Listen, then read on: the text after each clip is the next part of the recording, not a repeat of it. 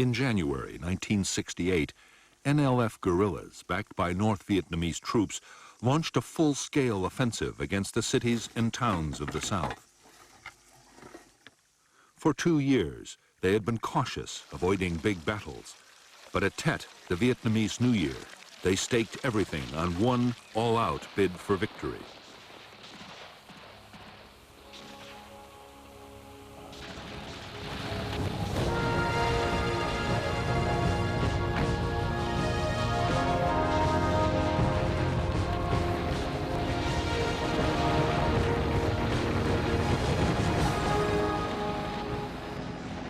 The Tet Offensive was one of the most stunning surprise attacks ever launched by an army.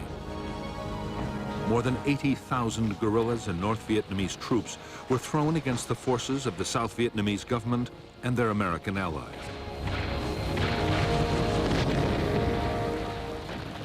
The battles were on a scale which no one had imagined the Viet Cong could achieve. The fighting even spilled into the American embassy in Saigon.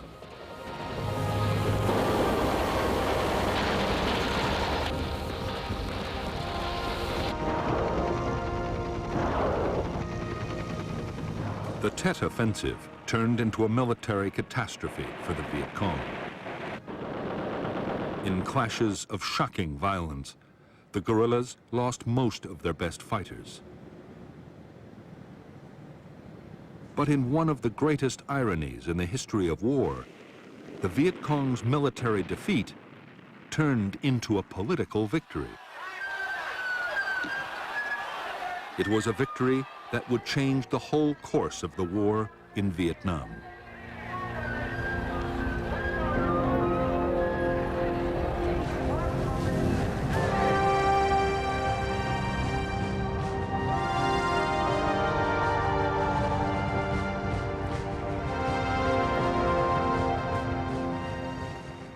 American forces in South Vietnam had spent 1966 massively building up their numbers. Men and supplies poured in. Bases, airfields, and port facilities were expanded at a frantic pace.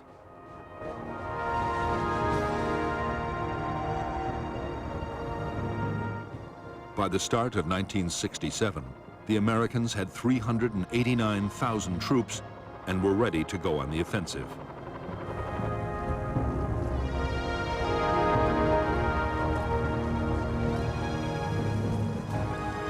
The American aim was to defeat the NVA and NLF force by now numbering nearly 128,000. For 7 years, the NLF had been fighting to overthrow the government of South Vietnam and reunite the South with the North.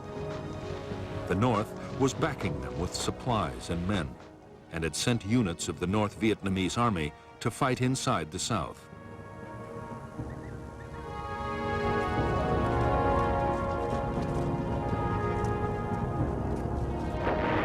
American commanders wanted to take on the enemy's big units, the battalions and regiments. If U.S. forces could destroy them faster than they could be replaced, the war would soon be over.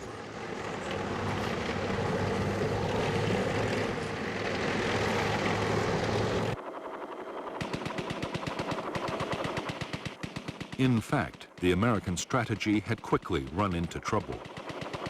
After early battles in which enemy regiments had suffered heavy casualties, they had avoided head-on clashes.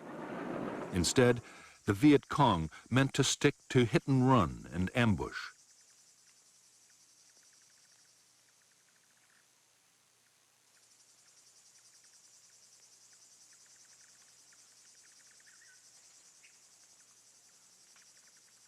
The Viet Cong's tactics caused American casualties to rise sharply. Instead of big battles, there were snipers, booby traps, and surprise attacks. The Americans grew increasingly frustrated as they mounted countless search and destroy operations, took casualties, and still failed to find important guerrilla units.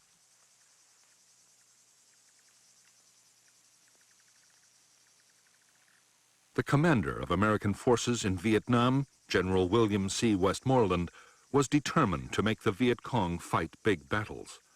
Only then could superior American firepower be used to the full.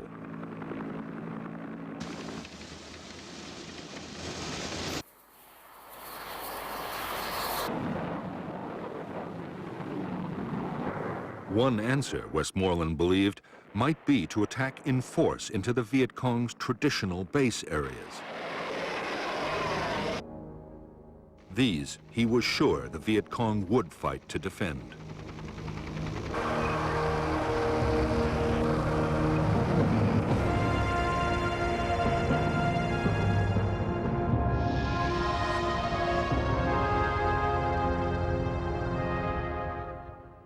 By 1967, there were strong American Marine forces based in the heavily populated coastal areas of northern South Vietnam. In the Central Highlands, there were Army units, including the Air Cavalry Division. However, the greatest concentration of U.S. Army strength was in the Saigon area, and it was there, between the capital and the Cambodian border, that the Americans launched their biggest operations.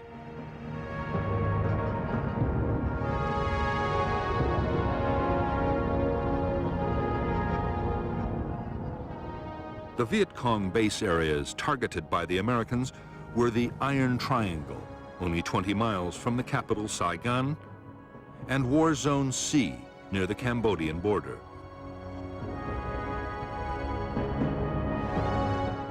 Along with War Zone D, these areas held strong NLF regional forces and the elite 9th Division.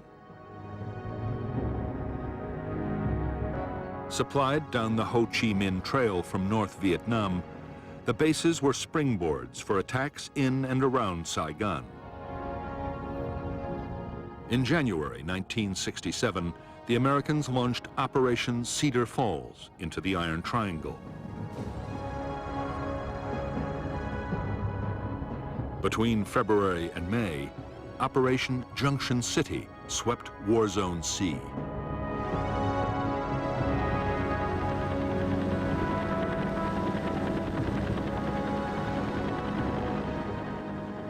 In Cedar Falls and Junction City, up to 25,000 Americans and South Vietnamese Army troops swept through the NLF's base areas. There were hundreds of firefights and several major NLF attacks with assaults by thousands of guerrillas.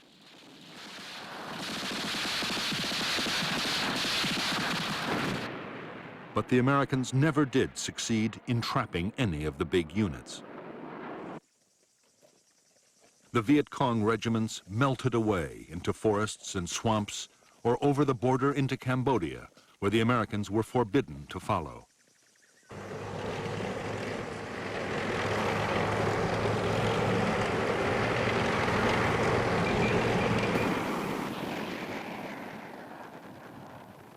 Even though U.S. commanders had failed to provoke the big battles they wanted, they were more optimistic than before. They had done massive damage to the Viet Cong's installations and had captured huge amounts of supplies. Cedar Falls and Junction City alone had killed nearly 3,000 guerrillas.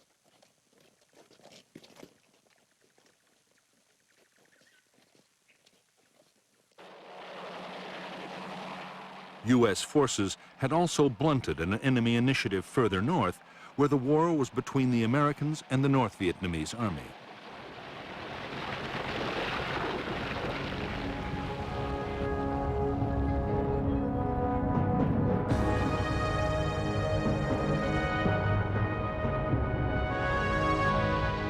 North and South Vietnam were separated by a demilitarized zone, inside which troops were not supposed to operate. South of the zone, the American defense against the North Vietnamese Army was a string of fire bases. Khe Sanh, the Rock Pile, Camp Carroll, Cam Lo and Dong Ha along Route 9, and the newly built Can Tien and Jiaolin.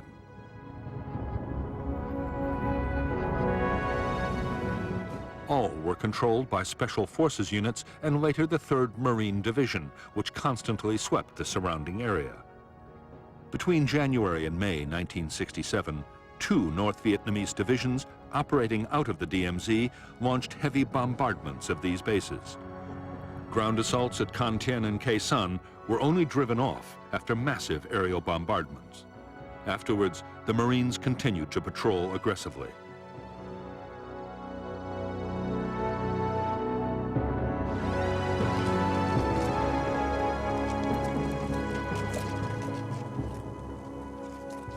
The increased North Vietnamese activity on the DMZ triggered an American plan to reinforce the whole area. More Marines were moved up, and Army units were redeployed from other parts of South Vietnam.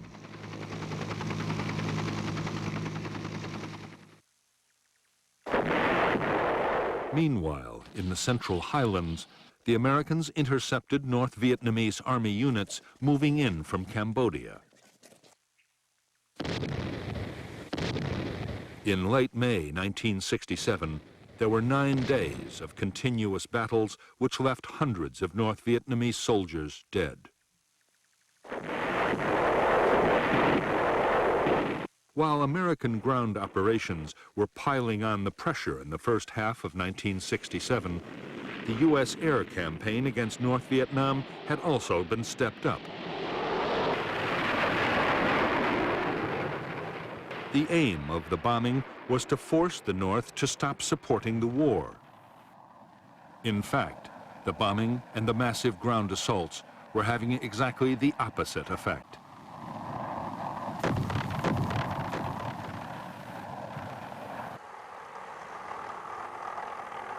Far from giving up, North Vietnam was preparing to unleash the biggest offensive of the war so far.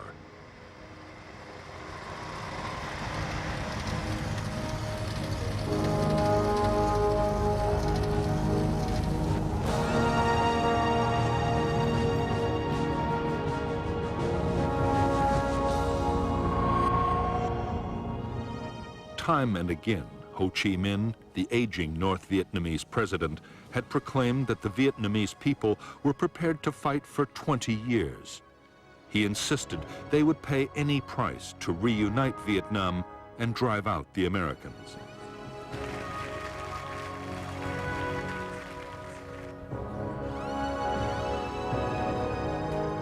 Privately, however, Ho and most of the Hanoi leadership had come to believe that the war could not go on in the same way for much longer.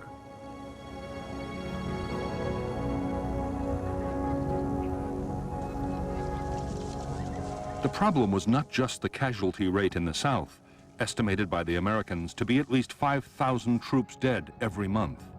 Such losses could be sustained for a long time yet.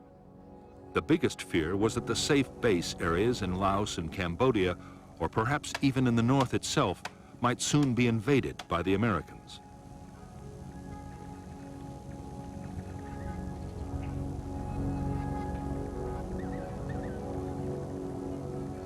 There were also worries about how well the morale of the population would stand up to a bombing campaign that might go on for years.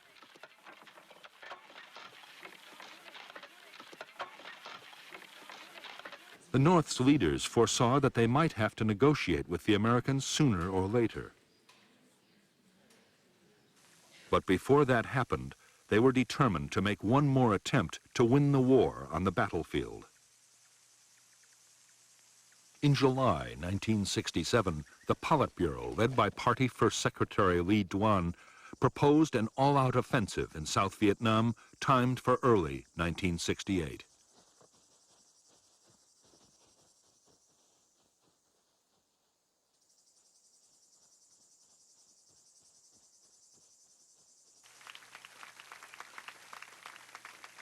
Up to recently, command of the war effort in the South had been divided between General Giap, who controlled the North Vietnamese Army's campaigns, and General Tan, who ran the war further south.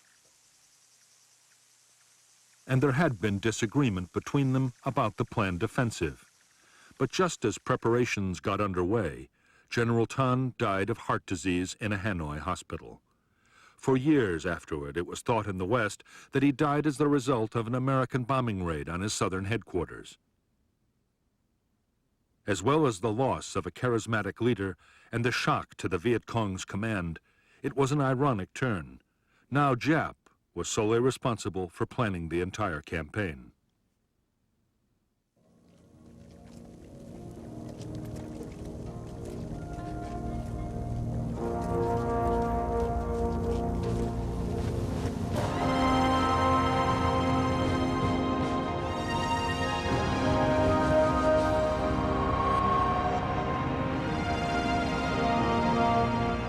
Since he had first dispatched combat troops to South Vietnam, the U.S. President Lyndon Baines Johnson had been determined to limit the war's impact on the American people. He had refused to call up the reserves and had never pushed for any formal declaration of war by Congress. Despite mounting casualties, the U.S. never officially declared war on Vietnam. Up to now, Johnson's approach had seemed to pay off. There was some anti-war feeling, but nothing so serious as to threaten the president's policy.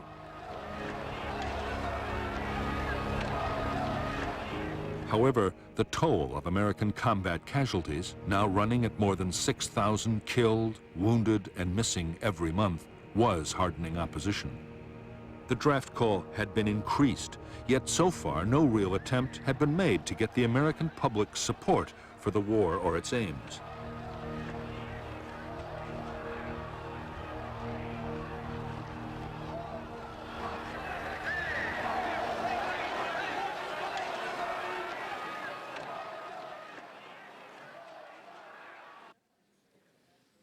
Divisions were beginning to open up between the president's military and civilian advisors.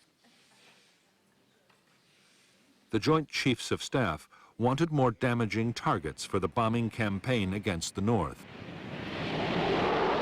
A widening of the ground campaign into Laos, Cambodia, and possibly North Vietnam, and a big increase in troop levels.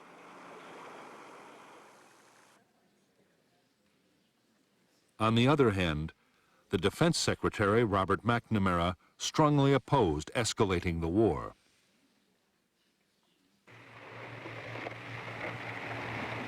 McNamara believed that widening the conflict would run a real risk of drawing in Communist China or the Soviet Union. He also believed that the war might be a long one, and that if the American people were to support it, the cost would have to be kept down.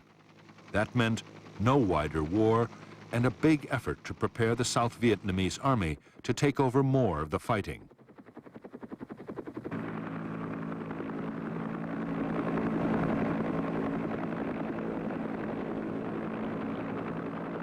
In the face of contradictory advice from his military and civilian advisors, President Johnson's reaction was to compromise. The bombing war would be intensified to include a whole range of targets which would hit the North Vietnamese war effort hard. On the other hand, there would be no expansion of the ground war. The army would get fewer than 50,000 extra men, and the reserves would not be called up.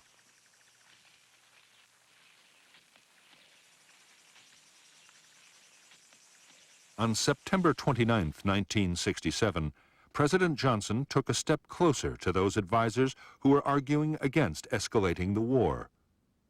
At San Antonio, Texas, Johnson declared that the U.S. would stop bombing North Vietnam if Hanoi promised not to take advantage of the ceasefire.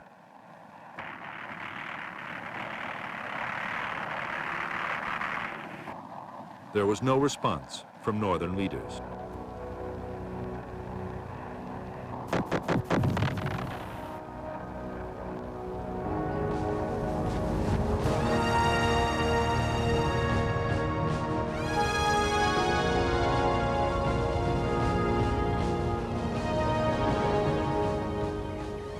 The Great Offensive, meant to change the course of the war, was to begin with full-scale Viet Cong attacks on cities, headquarters, and radio stations all over South Vietnam. The shock of the offensive would cause the South Vietnamese army to collapse. Government troops would be encouraged to mutiny, and some might even be persuaded to turn their guns on the Americans. At the same time as the military offensive, the signal would go out for a nationwide uprising by the people of South Vietnam. It would be led by the secret youth leagues and workers' groups already in place in the cities.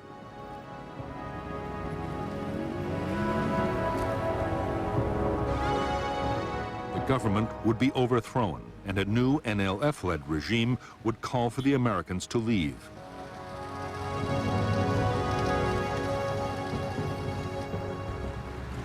NLF planners believed that with the world looking on, the Americans would have little alternative but to go.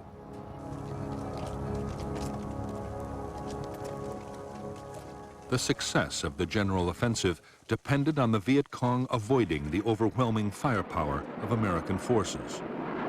Fortunately, the cities and towns were garrisoned by the much less formidable South Vietnamese army.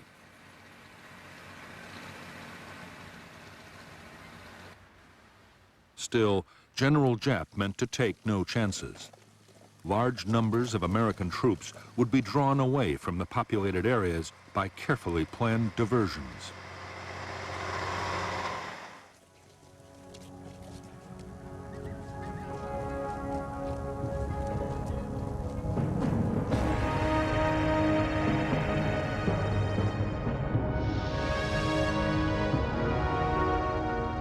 In the last months of 1967, the North Vietnamese army meant to attack government troops at Song Bay and the American base at Dak To. The U.S. Marine outpost at Con Thien would also be hit, and forces would be massed around Khe Sanh. An elite NLF regiment would also hit the South Vietnamese army garrison at Loc Ninh. The attacks near South Vietnam's borders would draw American forces away from their main base areas and deep into the interior. The general offensive and uprising would then begin. The Viet Cong would attack the national capital, Saigon, most of the country's 44 provincial capitals, and over 100 other towns. The last phase would happen at Khe Sanh. There, the NVA would win a major victory over the United States in a huge set-piece battle that would destroy the American will to carry on the war.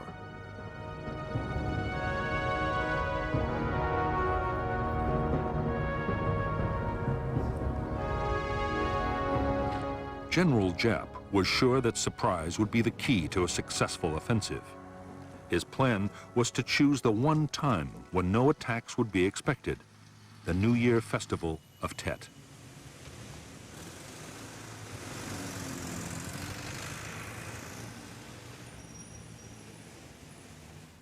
In previous years, an informal ceasefire over the holiday had seen vast numbers of South Vietnamese army troops on leave, celebrating with their families. Although an attack during Tet would be deeply offensive to much of the population, it would be certain to catch the enemy totally unprepared.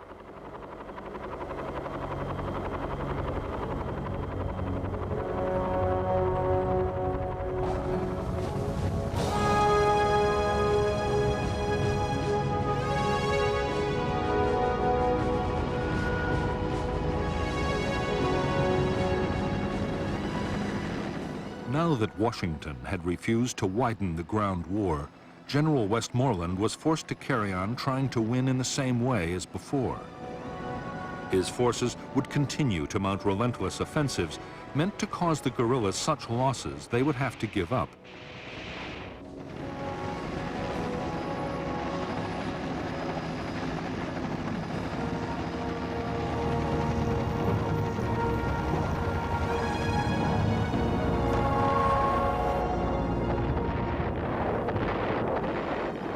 Meanwhile, there was another war to be fought too. The NLF still controlled a quarter of the villages in Vietnam.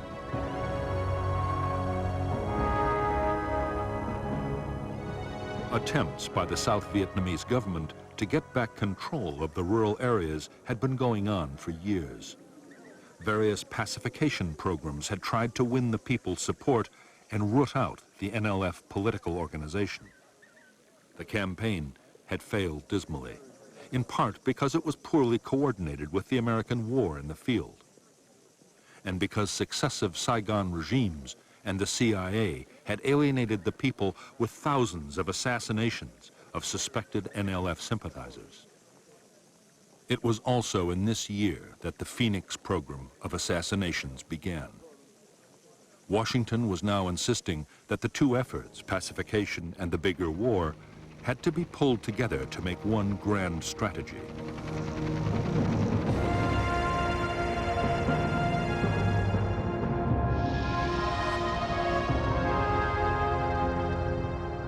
American military planners had always seen the main force Viet Cong in the interior of South Vietnam as the biggest danger.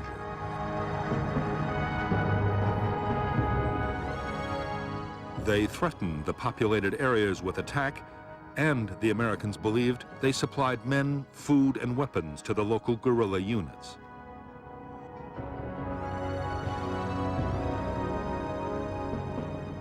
In the new plan, the American role would still be to keep main force Viet Cong away from the populated areas. However, there would now be more emphasis on what happened behind the American shield.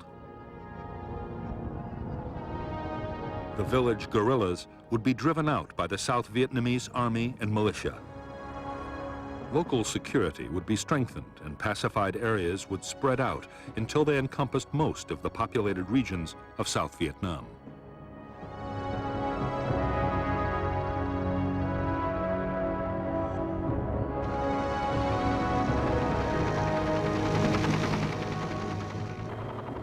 American strategists were convinced that if the U.S. military effort and the government's pacification program could be made to work together, they could win the war against the Viet Cong.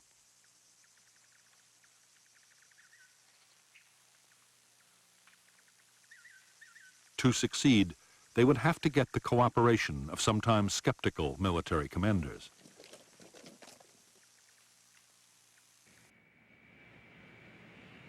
They would also have to do something about the huge number of different American agencies supporting pacification projects.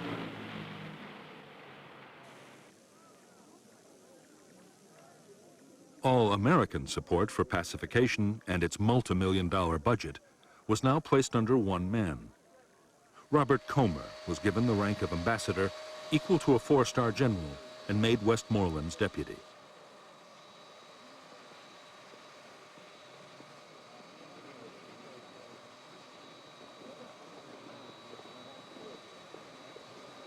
Everyone knew that Comer faced an enormous task, but in Saigon and Washington there was real optimism. It looked like the United States at last had a strategy that could deliver a solid victory in Vietnam.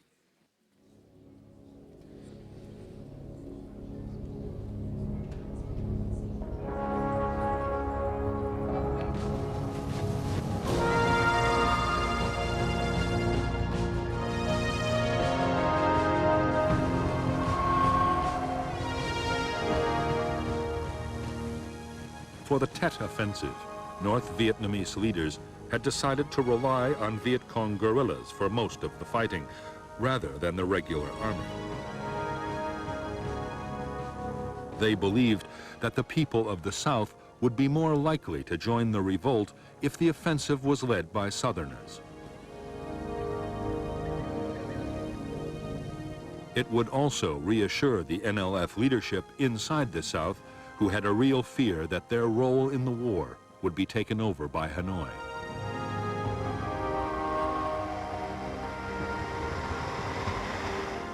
By late 1967, the NLF and the North Vietnamese Army together fielded 128,000 main force troops in South Vietnam, most of them in 152 infantry battalions.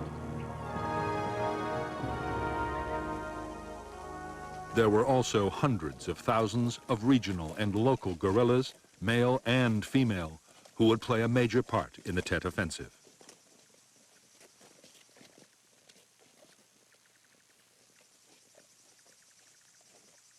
Although the Americans believed that local Viet Cong guerrillas in the villages were supplied and supported by the main force units, the opposite was usually the case. It was the village guerrillas who supported the main force battalions.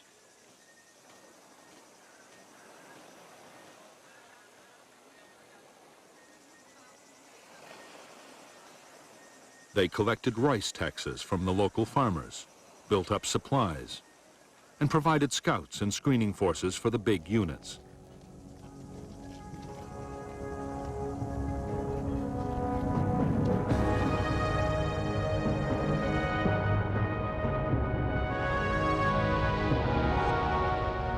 All communist military forces in the southern part of South Vietnam were controlled through the Viet Cong's mobile headquarters, the Central Office for South Vietnam.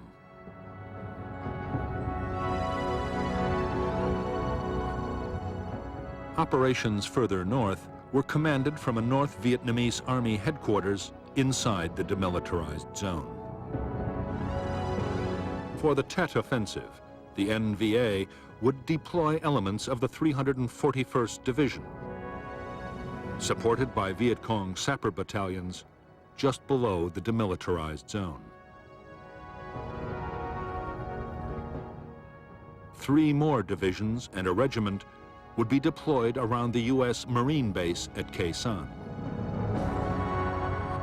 Further south, 2 divisions, supported by Viet Cong sappers and artillery units, were spread out along the coast, and another was deployed in the Central Highlands.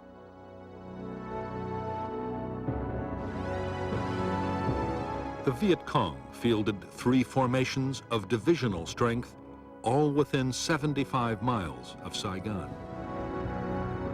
Countrywide, they also had 30 independent main force battalions and more than 60 regional and local battalions. Altogether, the equivalent of 10 divisions.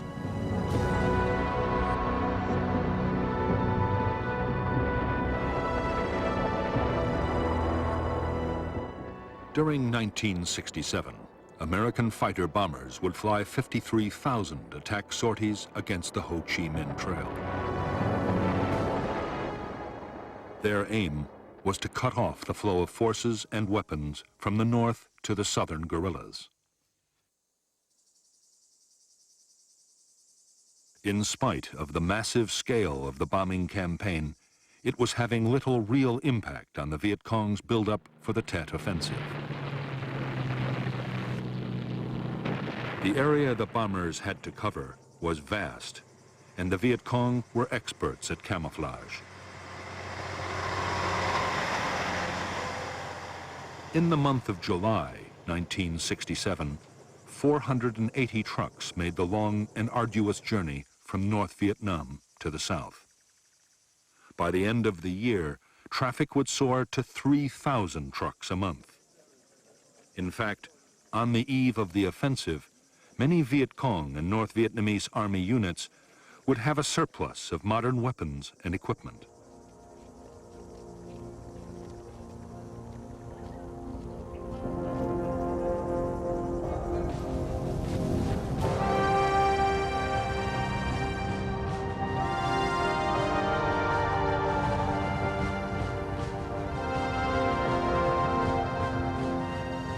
The North Vietnamese Army and most Viet Cong guerrillas were well equipped with light infantry weapons, including the superb AK-47 Kalashnikov assault rifle.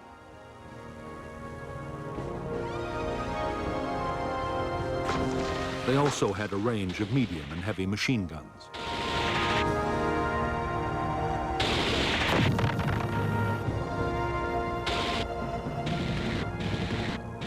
Because American aircraft were always on the prowl, almost everything had to be carried by porters, often at night. That meant the most valuable weapons were those that had the hitting power, but could still be transported easily.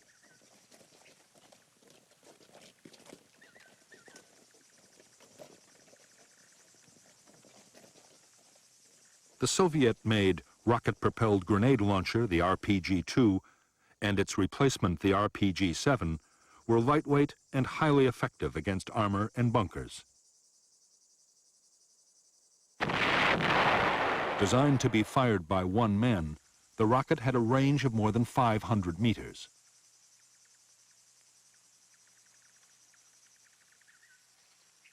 For much longer ranges, the Chinese 75mm recoilless rifle, the Type 52, was an accurate and powerful weapon. It was able to fire high explosive shells over 6,600 meters. And with a high explosive armor-piercing shell, it was effective against armor at up to 800 meters.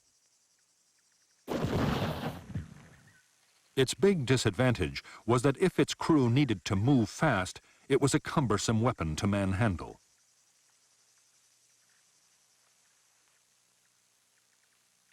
In the rugged terrain of South Vietnam, mortars were by far the most useful of all heavy weapons.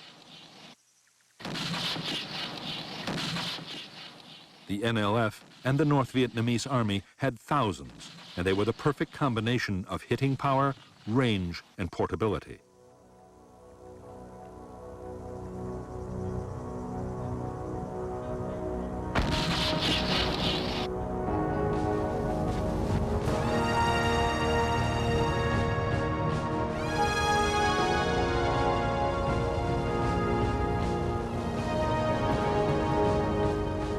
Although Viet Cong forces in the South were estimated by the Americans to have lost more than 60,000 men in 1967, they had still managed to keep up their overall numbers.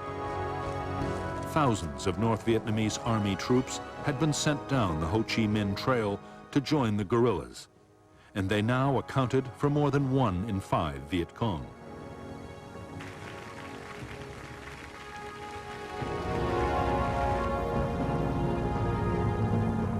The guerrillas also operated a draft in the villages. Because men younger than 20 were not called up by the South Vietnamese Army, most teenagers were still at home and made up a huge pool of potential recruits.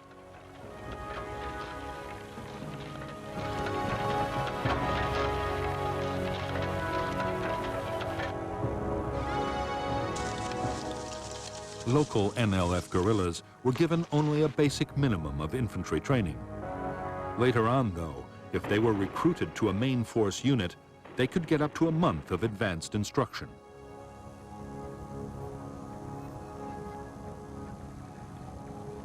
There were also dozens of training centers spread all over South Vietnam, running long courses for squad and platoon leaders, operators of crew-served weapons, and radio men.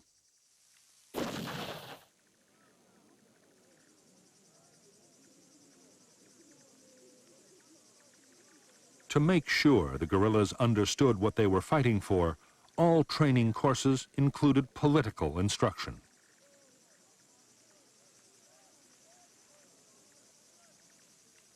Most Viet Cong attacks planned for the Tet Offensive were to be led by elite sapper commandos. Their job would be to launch the initial assaults, blasting their way into enemy headquarters and bases. Most sappers were part of well-trained main force battalions, but for Tet, the Viet Cong would also heavily rely on local sapper units, men and women recruited inside the cities. Many drove pedicabs, cyclos, and taxis, or were chauffeurs and delivery men, and knew their way around the streets like no one else could.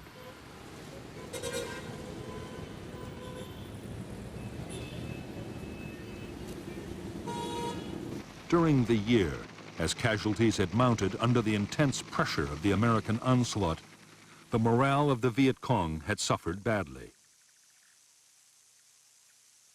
But news of the planned general offensive quickly revived the confidence of the guerrillas. Political officers worked hard to persuade the troops that the campaign would bring the victory they had fought so long to win.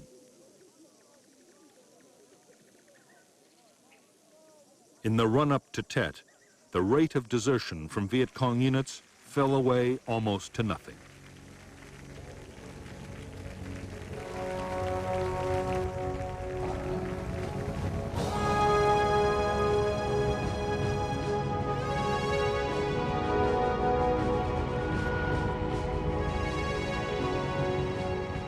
By late 1967, there were almost 500,000 American military personnel in South Vietnam.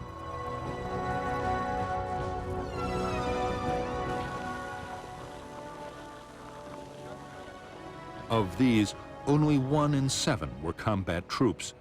The rest were the support personnel needed to run a military machine that relied on high-tech weaponry and consumed vast amounts of supplies.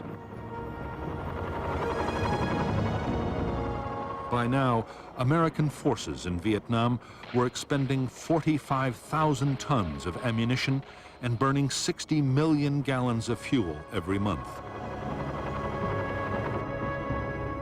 Almost everything came from the United States, and when it arrived in Vietnam, there was a massive problem of storage and distribution.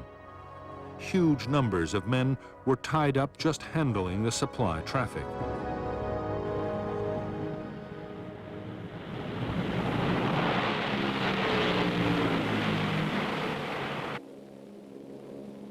Protecting the dozens of big American installations scattered all over the country and securing major road links was another enormous drain on manpower.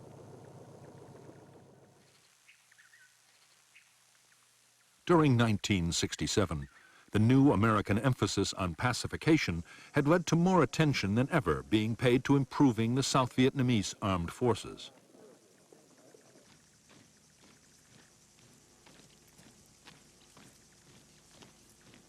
The armed forces now numbered more than 340,000 soldiers, and there were also nearly 300,000 regional troops and other militia.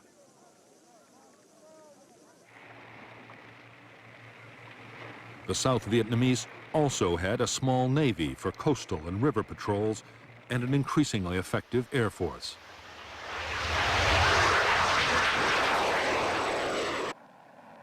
Its pilots were now flying a quarter of all combat sorties inside South Vietnam.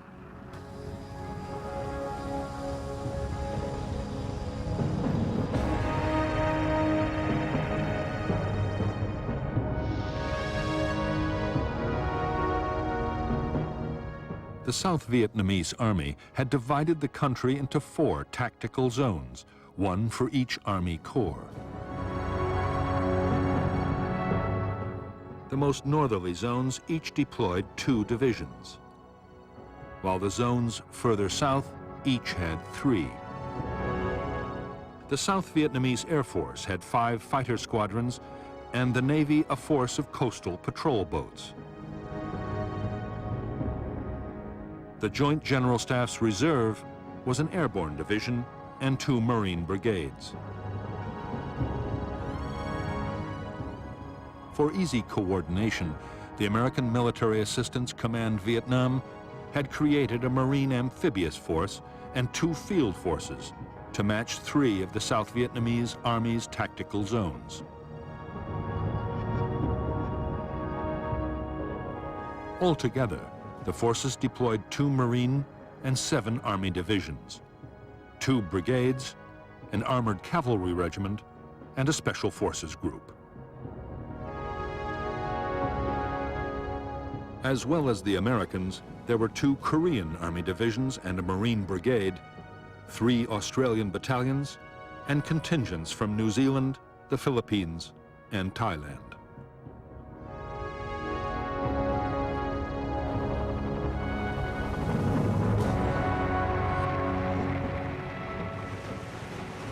During 1967, the Americans had launched their first combat operations in the extreme south of Vietnam. Up to then, the maze of rivers and canals in the Mekong Delta had been left to the South Vietnamese Army.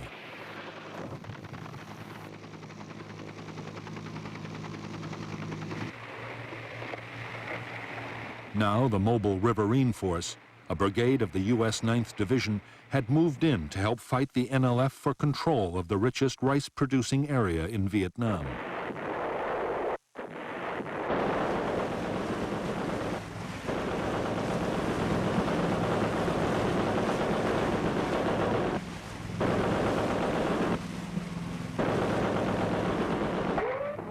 The Mobile Riverine Force was unique in the U.S. Army.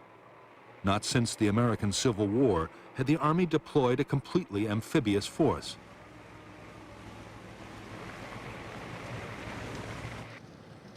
It had its own base, a man-made island.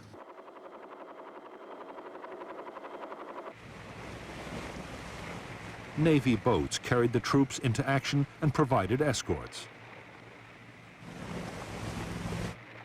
Heavy firepower was carried by armored vessels named monitors after their Civil War forebears.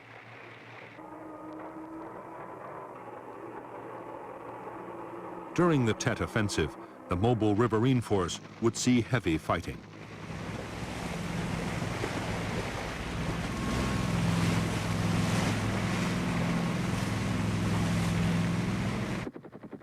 In the Mekong Delta and the other heavily populated parts of South Vietnam, the government army would bear the brunt of the Viet Cong's planned offensive. Some South Vietnamese formations, Ranger, Marine, and airborne units, and a handful of infantry divisions were professional, dedicated, and well led. They knew their battleground and their enemy.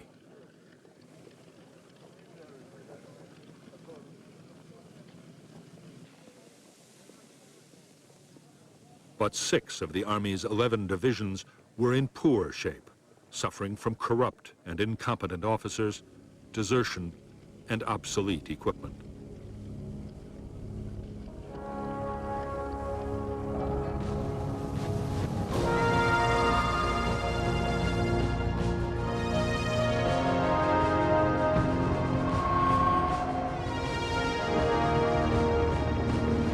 At the center of American military doctrine was the idea that troops should be maneuvered to fix the enemy in position so that firepower could be unleashed to destroy him.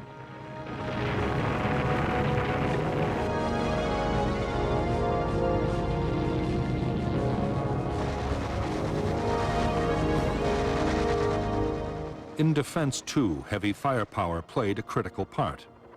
Every American infantry division in Vietnam could call on massive support from aircraft and sometimes from long-range artillery. Divisions had their own artillery as well, mostly 105mm weapons, and the divisions always set up fire bases before every operation.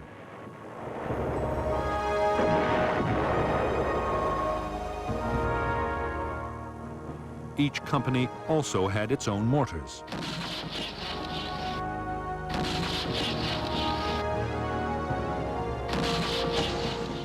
Tanks were used by almost every American division in Vietnam. The most important tank unit was the 11th Armored Cavalry Brigade.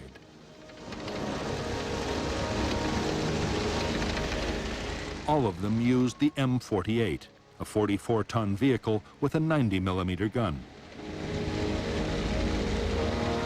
In spite of early doubts about how tanks might fare in Vietnam, their firepower and armor were invaluable for securing roads and escorting convoys.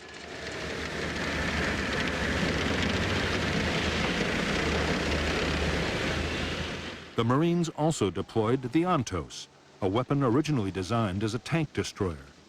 The Ontos mounted 6 recoilless rifles, and during the Tet battles would prove invaluable for clearing buildings and destroying fortifications.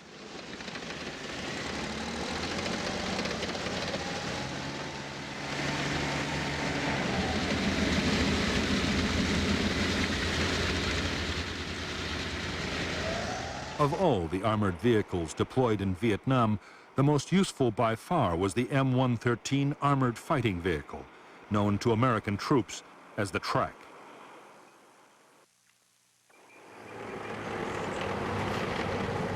It was so vulnerable to mines that its crew usually sat on top, but it was extremely heavily armed.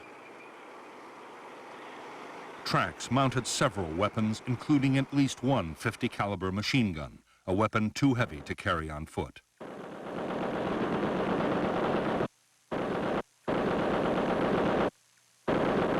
The .50 was incredibly destructive, able to cut a tree in half hundreds of yards away.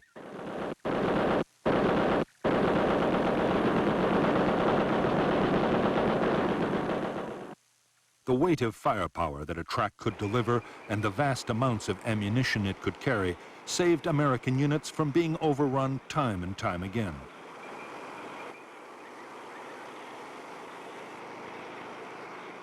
One weapon highly valued by the crews of armored vehicles and by foot soldiers was the M79 grenade launcher, called the Duper from its sound.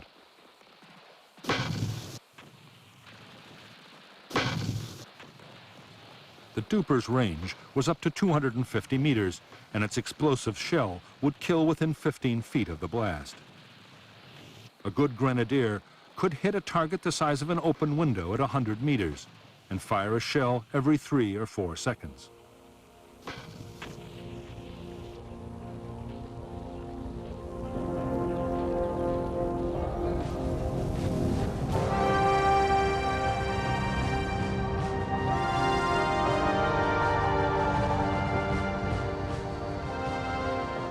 For the South Vietnamese conscript soldier, 1967 had begun to show some signs that Army life might become bearable. Food and accommodation improved slightly. Amongst the professionals, in the better units at least, confidence was high. Many officers and NCOs had been at war for years and were both tough and tactically skilled. But in spite of this, the desertion rate continued to rise.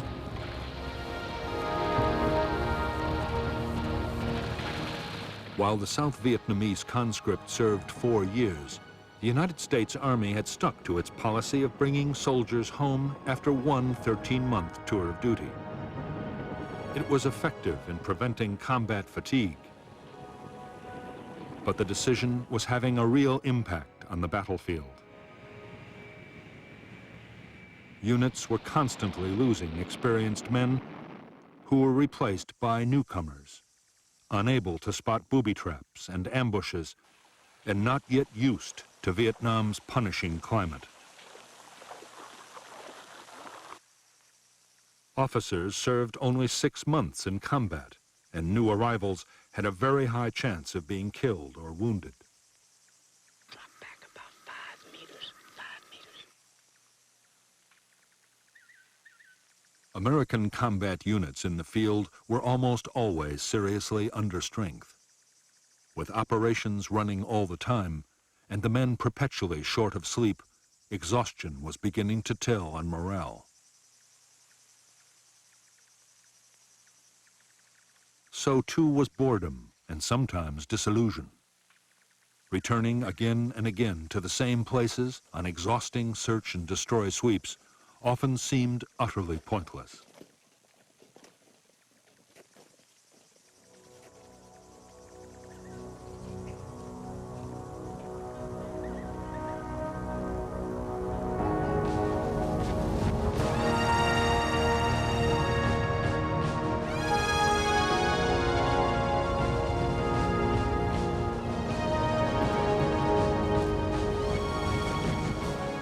In the early autumn of 1967, as communist forces were building up for the Tet Offensive, the internal divisions that had plagued both sides throughout the war began to come to a head.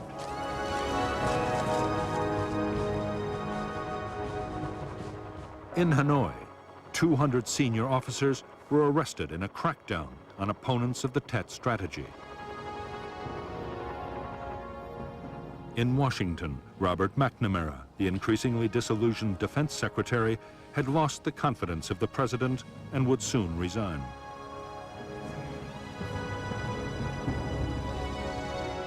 As for Johnson himself, he faced a presidential election late in 1968, and there was already opposition from within his own Democratic Party.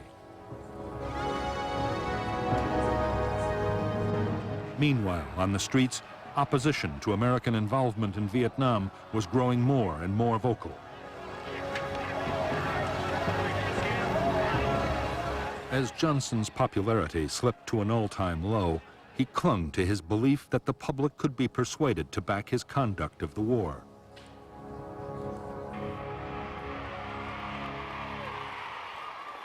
He embarked on a huge public relations campaign in which Washington and Saigon pumped out masses of information, all supporting the line that the war was being won.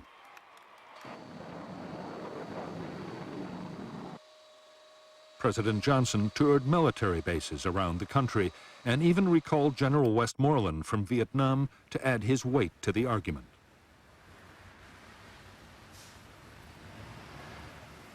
Speaking to one influential gathering after another, Westmoreland assured his listeners that the end was almost in sight.